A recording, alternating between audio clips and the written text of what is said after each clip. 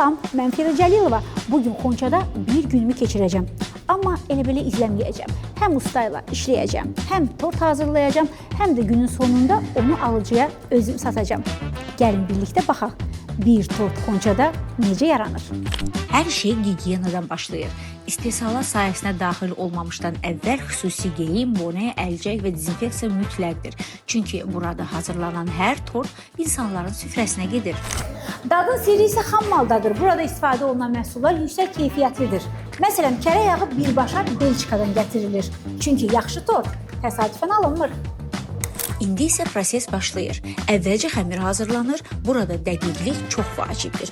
Çünki tortun yumşaqlığı və ləzzəti məhz bu mərhələdə formalaşır. Qatlar bişdikdən sonra krem çəkilir və tort yığılır. Bəzədilmə isə artıq ustalığın və zövqün birləşdiyi mərhələdir. Çünki tort təkcə dad deyil, həm də görüntüdür. Və nəhayət ən maraqlı hissə dadın yoxlanması. Doğrudan da zərif və balanslı. Hazır tortlar qablaşdırılır və temperatur rejimi qorunaraq mağazalara göndərilir. Vitrində gördüyünüz bu tortların arxasında böyük komandanın zəhməti dayanır. Və günün sonu alıcı ilə görüş. Çünki tort sadəcə şirniyyat deyil, ad günüdür, sevincdir, bayramdır. Buyurun.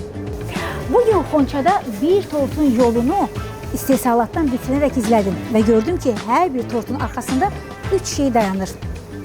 Keyfiyyət, zəhmət və peşəkarlıq.